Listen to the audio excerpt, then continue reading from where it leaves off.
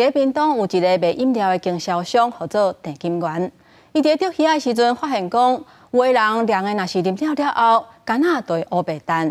伊决定把这个废弃物再利用，伊用这个塑胶干仔的挂创作20外百技术的创作，而且还阁申请到专利，希望借着这个方式来推广环保、爱地球的概念。咱做伙来看卖。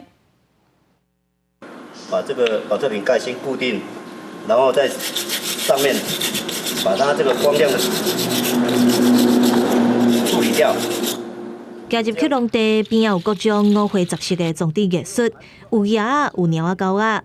这款作品拢是用塑胶干仔挂导出来的，是饮料经销商郑金源的作品。自己去画一些图啊，然后再把那个废弃的水管把它烤成那个形状出来，废弃的网子再铺在上面，然后保特瓶盖呢，再来就是要打洞，用那个铁丝或是白铁丝把它串成一串，再编织在这一些我已经构图完成的网子上面。郑金源表示，伊去海边钓鱼，拢会看到真侪塑胶干仔。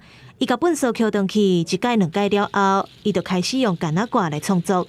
这5年来，郑金源已经捡100多粒挂，创作20多件作品。这个他都是无师自通，全部都是他一手打造，然后从剪瓶盖下去磨，然后再用编织的方法。全部都是他一个人下去制作的，很困难啊。那他是一个很有耐心的人。唔那塑胶干仔，郑金源佫会去捡人无爱的水管甲网仔，用编辑的方法编做一个艺术品，佫申请到经济部的专利。